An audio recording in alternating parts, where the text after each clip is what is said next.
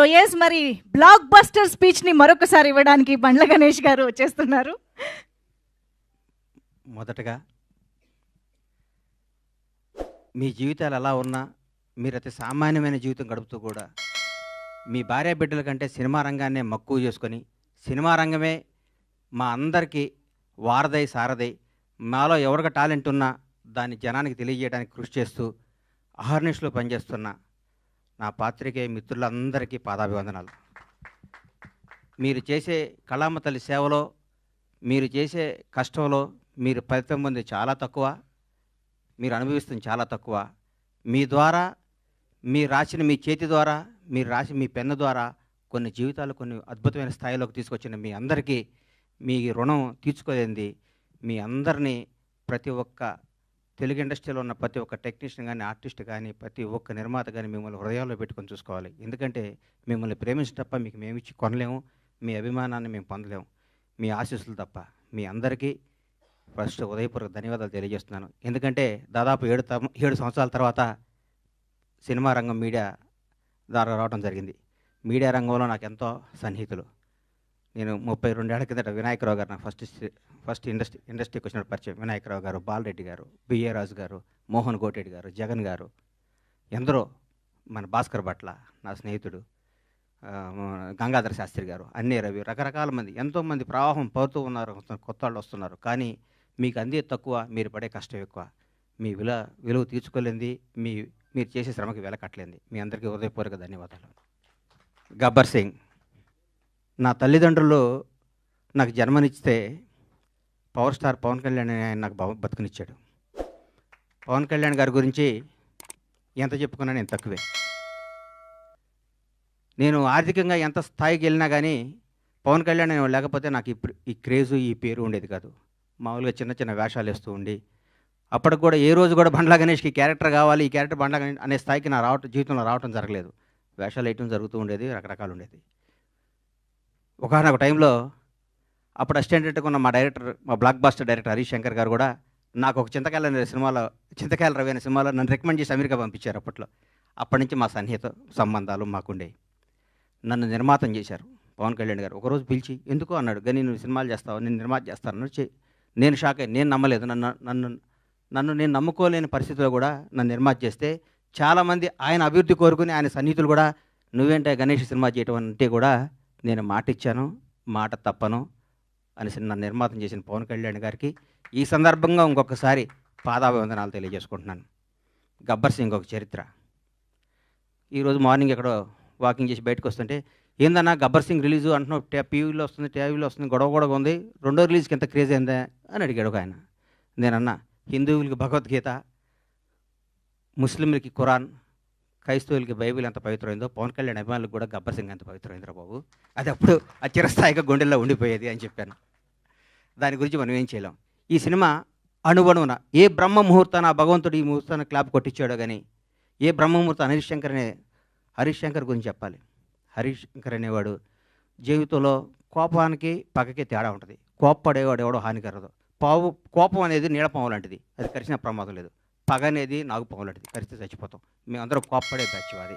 మేము ఏదన్నా గబగబ మాట్లాడుతుంటాం కానీ మేము ఏది మనసులో పెట్టుకోం. మాకు ఆ క్షణాన్ని ఆ పని అయిపోవాలి, ఆ క్షణం అది అయిపోవాలి. అంతేగాని మాకు కోపమో, మాకు ఈగోనో, మాకు మాట్లాడటం రాదని మీరు అనుకోవద్దు. మేము చాలా చిన్న స్థాయి నుంచి వచ్చిన వాళ్ళం కాబట్టి, చిన్న కుటుంబాల నుంచి వచ్చిన వాళ్ళం కాబట్టి, ఈ రంగుల ప్రపంచంలో మాకు స్థాయి వచ్చింది కాబట్టి, ఈ రంగుల దాంట్లో మాకు పేరు వచ్చింది కాబట్టి, దీన్ని నిలుపుకునే తాపత్రంలో మేము గబగబా మాట్లాడి కొన్ని తప్పులు చేస్తే దాన్ని మీరు మనసుకు తీసుకొని మమ్మల్ని హర్ట్ చేశాడు, మీ చేతిలో పెన్ అనే ఆయుధంతో మా జీవితాన్ని మీద మచ్చరాయకూడదని మనస్ఫూర్తిగా మీకు కోరుకుంటూ, మీ ఆశీస్సులు ఉండాలని ఆశిస్తూ, మీ అందరి ఆశీస్సులతో మేము పైకి రావాలని ఇంకొకసారి కోరుకుంటున్నాం. ఈ గబ్బర్ సింగ్ అనే సినిమాని అణువణువున ప్రతి అడుగు, ప్రతి మాట, ప్రతి క్షణం, ప్రతి కష్టం హరీష్ శంకర్కే చెందుతుంది. హీరో గారితో అంతకుముందు నేను తీన్మార్ సినిమా తీశా. హీరో గారు ఎవరేం చెప్తే అది చేస్తాడు, పాపం నమ్మితే వదిలేస్తాడు. గబ్బర్ సింగ్ అనే చిత్రాన్ని హరీష్ శంకర్ ఏం చెప్తే చేద్దామని ఫస్ట్ డే నాతో చెప్పాడు. బాబు నేను షర్టు గుండీ లిపితే పోలీసు అడిగిపోతాడా అని అడిగాను నేను ఒకరోజు. నీకెందుకురా, నువ్వు దూరం కూర్చో అనేవాడు నన్ను. ఆయన ప్రతి ఒక్కటి అంత గొప్ప సినిమా. 12 సంవత్సరాల కెరీర్లో ఆ ప్రయాణంలో ఒక్కొక్కళ్ళు మల్లెపూలు ఇస్తే కొంత తల్లో పెట్టుకుంటే కొంత ఎక్కడో పెట్టుకుంటారు. హరీష్ శంకర్ని వాడుకునేవాడికి తెలుస్తుంది హరీష్ శంకర్ పవర్ ఏంటో. వాడుకోనాడు ఎక్కడో పెట్టుకుంటే మనం ఏం చేస్తాం దానికి. ఇప్పుడు మల్లెపూలు ఉంటాయి, కొందరు పది తలలో పెట్టుకుంటారు, కొందరు దేవుడి దగ్గర పెడతారు, కొందరు ఇంకెక్కడో పెడతారు. మా హరీష్ శంకర్ అనే ఒక డైమండ్ని ఎక్కడో పెడుతున్నారు. హరీష్ శంకర్ అనేవాడు నాకు వస్తే, హరీష్ శంకర్ అనేవాడు ఎక్కడితే ఆ పువ్వు అనేవాడిని ఎట్లా నేను చూపిస్తాను. నేను హరీష్ శంకర్ అనేవాడిని అద్భుతంగా ఒక సీసాలో ఒక అద్భుతమైన సీసాలో సారా పోతే సారా సీసా అవుద్ది, పాలు పోతే పాలు సీసా, అమృతంతో అమృతం సీసా అవుద్ది. హరీష్ శంకర్ అనేవాడు సీసాలు అంటాడు. ఆ సీసాలో అద్భుతమైన సినిమా కథ చేసుకుంటే హరీష్ శంకర్ తెలుగు ఇండస్ట్రీలో రాబోయే 25 ఏళ్ళు డైరెక్టర్గా నంబర్ 1గా ఉంటాడు. నాకు తెలుసు హరీష్ శంకర్ అంటే ఏంటో. నాకు తెలుసు. పవన్ కళ్యాణ్ గారి గురించి ఏం చెప్పమంటారు, ఎందుకు చెప్పమంటారు, ఎన్నేం చెప్పమంటారు. ఒక గొప్ప మానవత్వం గల వ్యక్తి, ఒక నిజాయితీ గల నిబద్ధత గల వ్యక్తి, నీతివంతుడు. తన కోసమే కాదు, తన బిడ్డల కోసం, తన కుటుంబం కోసం అంటే సంవత్సరానికి ఒక సినిమా చేసుకుంటూ ఎవరిని కలపకుండా 6 నెలలు ఇక్కడ, 6 నెలలు ఫారిన్లో, 6 నెలలు జనాన్ని కనపడకుండా నెలకు 10 రోజులు షూటింగ్ చేసుకుంటూ సంవత్సరానికి భారతదేశంలో ఏ నటుడు పొందనంత అత్యధిక రెమ్యునేషన్ పొంది కూడా హాయిగా బతకగల కెపాసిటీ ఉన్న పవన్ కళ్యాణ్ ఈరోజు జనం కోసం కుటుంబాన్ని వదిలేసి, పిల్లల్ని వదిలేసి, తన సుఖాలను వదిలేసి, అన్నీ వదిలేసి అహర్నిశలు పోరాడి దాదాపు 10 సంవత్సరాల పాటు 10-12 సంవత్సరాల పాటు ప్రజల కోసం పోరాడి ఈరోజు ఒక స్థాయిలో ఉన్నారు. నేను పూర్తి స్థాయిలో ఉన్నాను నేను చెప్పను, ఎందుకంటే నేను ఆయన ఎక్కడో ఊహించుకున్నాను. అది అవుద్ది, ఆయన రోజు నేను మాట్లాడతా. పవన్ కళ్యాణ్ ఒక నిబద్ధత గల వ్యక్తి, నిజాయితీగా బతికే మనిషి, నీతిగా బతికే మనిషి. నన్ను ఒక ఆయన, అరే హీరో పవన్ కళ్యాణ్ గారు ముఖ్యమంత్రి అయ్యారు కదా, ఒక చిన్న పని చెప్తా అన్నాడు. నేను పైనుంచి కింద చూశాను. నన్ను కొడతాడు నాయన, మనం కొందరిని దూరం నుంచి చూడాలి, కొందరు దగ్గరికి వెళ్తాను ట్రై చేయకూడదు, మనకు అనవసరం అవన్నీ, ఆయన ఎప్పుడు పిలిస్తే వెళ్తాను వదిలే అని చెప్పాను. అట్లాంటి పవన్ కళ్యాణ్ గారితో గబ్బర్ సింగ్ లాంటి సినిమా తీయటం, దాన్ని రిలీజ్ చేయాలని 1 year బ్యాక్ నేను నా మిత్రుడు మర్చిపోయాను. ఈ గబ్బర్ సింగ్ అనే సినిమాని ఎట్లా రిలీజ్ చేయాలంటే దీన్ని హీరో గారిని నాకంటే ఎక్కువ ప్రేమించేవాడు ఎవరున్నారు, ప్రేమించి ఈ సినిమా రిలీజ్ చేయాలి, ప్రేమించి ఈ సినిమా డైరెక్ట్ చేశాడు హరీష్ శంకర్, ప్రేమించి ఈ సినిమా తీశాను నేను, ప్రేమించి అద్భుతంగా మ్యూజిక్ చేశాడు దేవిశ్రీ ప్రసాద్. ప్రతి ఒక్కళ్ళు, రమేష్ రెడ్డి గారు కానీ, సతీష్ కానీ, ఆ కోడైరెక్టర్లు కానీ, మా బాబీ కానీ, రామారావు గారు కానీ, ప్రతి ఒక్కళ్ళు ఈ సినిమాకి, మా విజయ్ కానీ డైరెక్టర్ అయ్యాడు విజయ్ కానీ, ఒక్కళ్ళు కాదు, మా హనుమంతరావు గారు కానీ, మా సుబ్రహ్మణ్యం కానీ, మా అయ్యప్ప కానీ, మా ప్రొడక్షన్ కానీ, మా టీం, మా శ్రీనివాస్ గారు కానీ, ప్రతి ఒక్కళ్ళు ఈ సినిమా ఇది కొట్టాలి సార్, ఇది కొట్టాలి, ఇది పండగ. ప్రతిరోజు మా ఇంట్లో ప్రతి షూటింగ్ అంటే పండగ జరిగే షూటింగ్. ఈ షూటింగ్లో హీరో గారు గుర్రం నుంచి పడబోయాడు. ఎక్కడ మన అది ఎవరన్నది గుజరాత్లో.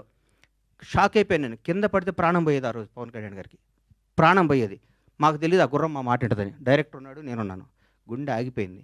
ఆ రోజు పొరపాటున ఎన్ని ప్రమాదాలు తట్టుకున్నామండి ఈ సినిమాలో, ఎన్ని ప్రమాదాలు. ఎంత కష్టపడ్డాడండి హీరో గారు. డైరెక్టర్ ఏం చెప్తే చేయమన్నాడు, ఏం చెప్తే చేశాడు. జనం దీనికి బ్రహ్మరథం పట్టారు. పవన్ కళ్యాణ్ కడుపు నిండా ఒకే రోజు బిర్యానీ, చికెన్ బిర్యానీ, మటన్ బిర్యానీ అన్ని కలుపుకొని కడుపు నిండా నిద్రపోయిన ఈ సినిమాని ఈ విధంగా రిలీజ్ చేయటం నా అదృష్టం. మా సత్యనారాయణ గారికి, ఈ సత్యనారాయణ గారిని ఎందుకు ఎన్నుకున్నానంటే, జనసేన నాయకుడు ఆయన. పవన్ కళ్యాణ్ గారిని నాకంటే ఎక్కువ అభిమానించేవాడు, పవన్ కళ్యాణ్ గారిని నాకంటే ఎక్కువ ఉన్నత స్థాయిలో చూడాలని గొడవ కూడా చేసేవాడు. అట్లా టైం చేతిలో ఈ సినిమా పెడితే అద్భుతంగా ఉంటుంది.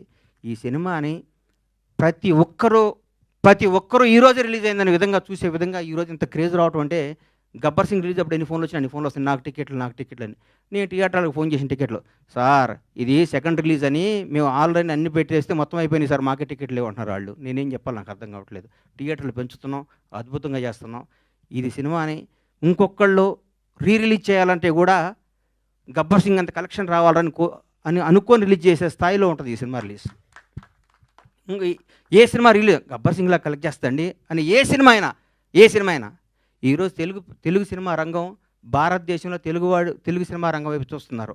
ఒకప్పుడు బాంబే అనేవాళ్ళు, తమిళనాడు, చెన్నై ఎట్లా అనేవాళ్ళు. ఈరోజు ఇండియన్ మొత్తం, ఒక రాజమౌళి, ఒక సుకుమార్, ఎంతోమంది, ఒక మన నాగశ్విన్, అద్భుతమైన డైరెక్టర్లు మన ఇక్కడి నుంచి వెళ్తున్న భారతదేశం మొత్తం తెలుగు వాడిని చూసి తెలుగు నిర్మాత, తెలుగు డైరెక్టర్, తెలుగు యాక్టర్ని గర్వంగా చూస్తున్న స్థాయికి వస్తే, ఈ రంగంలో నేను 7 సంవత్సరాల సినిమా తీయడం చాలా బాధ అనిపిస్తుంది. నేను తప్పు చేశాను, నన్ను క్షమించాలి. నేను సినిమాలు తీస్తా, నేను సినిమాల్లోనే పుట్టాను, సినిమాల్లోనే ఉంటాను. సినిమానే నా వ్యాపకం, సినిమానే నా జీవితం, సినిమానే నా ఆశ. బ్లాక్ బాస్టర్ల సినిమాలు తీస్తా, బ్లాక్ బాస్టర్స్. ఇండస్ట్రీ మొత్తం బండ్లా గణేష్, పరమేశ్వర ప్రొడక్షన్స్ అంటే ఏంటో మళ్ళీ చూపిస్తానికి అదే సంకల్పంతో బతుకుతానని మీ అందరు ఆశీస్సులు కావాలి, మీ అందరు అభిమానం కావాలి, మీ అందరు ప్రోత్సాహం కావాలి. ఎక్కడెక్కడ నేను చిన్న తప్పులు చేసినా నన్ను క్షమించి నన్ను రెక్టిఫై చేయాలి, కానీ దాని మీద రాయకూడదు మీరు. అది నా విన్నపం. ఎందుకంటే వీడు దొరికాడని రాస్తారు, అది నా విన్నపం. అందుకని థ్యాంక్ యూ. ఈ సినిమాను ఆదరించి మళ్ళీ ఈ సినిమాకు వచ్చే కలెక్షన్స్ బిత్తరపోయే విధంగా ఉండాలని మనస్ఫూర్తిగా కోరుకుంటూ, ముఖ్యంగా పవర్ స్టార్ అభిమానులకి మనందరికీ నేను చెప్తున్నా, ఇంతకుముందు పవర్ స్టార్ పవన్ కళ్యాణ్ గారు మనం ఏం చేసినా పవన్ కళ్యాణ్ అభిమాని ఎగిరినా ఒక న్యూసే, తగ్గిన న్యూసే. ఇప్పుడు నేను చెప్తున్నా, గౌరవ ఆంధ్రప్రదేశ్ రాష్ట్ర ఉప ముఖ్యమంత్రి, జనసేన నాయకుడు, ఈరోజు భారతదేశాన్ని పరిపాలిస్తున్న ప్రభుత్వంలో ఒక కీలక పాత్ర పోషిస్తున్న మహోన్నత వ్యక్తి. మనం థియేటర్లో చాలామంది థియేటర్లు ఎందుకు ఇవ్వట్లేదు అంటే, బాబోయ్ మీ పవన్ కళ్యాణ్ ఫ్యాన్స్ మా సీట్లు ఎరగొడతారంటున్నారు. మీ అందరికీ చెప్తున్నాం సార్, ఎగ్జిబిటర్స్ అందరికీ, మా పవన్ కళ్యాణ్ ఫ్యాన్స్ ఇంతకు ముందు కాదు, క్రమశిక్షణ గల వాళ్ళు, మీ సీట్లు ఎరగొట్టరు, ఆనందం తెలియజేసుకుంటారు, మీకు ఏ నష్టం చేయరు. దయచేసి మాకు థియేటర్లు ఇవ్వండి. దయచేసి చేతులెత్తి నమస్కరిస్తున్న ఎగ్జిబిటర్స్ అందరికీ థియేటర్స్ ఇవ్వండి. పవన్ కళ్యాణ్ ప్రతి ఒక్క అభిమాని సెప్టెంబర్ 2వ తారీఖు నాడు ఉదయాన్నే గుడికి వెళ్తాడు, 11 థియేటర్కి వెళ్తాడు. ఇది కన్ఫర్మ్. గుడికి వెళ్ళి పవన్ కళ్యాణ్ 100 ఏళ్ళు బతకాలనుకుంటారు, థియేటర్కి వచ్చి పవన్ కళ్యాణ్ ఉత్సవాలు చూసుకుంటారు. ఈ రెండింటిని మాత్రం మీరు మమ్మల్ని నిరుత్సాహపరచొద్దు. దయచేసి ఆంధ్రప్రదేశ్లో ఉన్న తెలుగు రాష్ట్రాల్లో ఉన్న ప్రతి ఎగ్జిబిటర్కి చేతులెత్తి నమస్కరిస్తే రిక్వెస్ట్ చేస్తున్నా, థియేటర్ ఇవ్వండి. మీ థియేటర్ పవన్ కళ్యాణ్ ఫ్యాన్స్ తరపున, పవన్ కళ్యాణ్ అభిమానుల తరపున, ఒక అభిమానిగా, పవన్ కళ్యాణ్ భక్తుడుగా నేను మీ అందరికీ మాటిస్తున్నాను, మా వాళ్ళు థియేటర్లు ఎరగొట్టరు, థియేటర్లు ఆగం చేయరు. పవన్ కళ్యాణ్ మనుషులు అండి మేము. మా బాస్ ఇలా ఆంధ్రప్రదేశ్ రాష్ట్ర ఉప ముఖ్యమంత్రి, జనసేన అధ్యక్షుడు, ఇంతకుముందు పవర్ స్టార్ కాదు. మేము మా దేవుడి కోసం మీకు ఏ హాని తలపెట్టాం, మేము అభిమానించుకుంటాం. ఈ గబ్బర్ సింగ్ సినిమా తీస్తే మాకు దైవ దర్శనం జరిగినట్టు కాబట్టి మా దైవ దర్శనానికి మీరు ఆటంకం కలిగించొద్దని రిక్వెస్ట్ చేస్తున్నాం. ఈరోజు ప్రతి ఒక్క కార్యకర్త, తెలుగుదేశం లేదు, బీజేపీ లేదు, ఆంధ్రప్రదేశ్లో ఉన్న జనసేన ప్రతి ఒక్కళ్ళు రోజు థియేటర్లో ఉంటున్నారు. మీరు థియేటర్లు ఇవ్వకపోతే ఎట్లా సార్? ఇవ్వండి, దయచేసి ఇవ్వండి, మమ్మల్ని ఎంకరేజ్ చేయండి. Thank you. Super sir, thank you so much.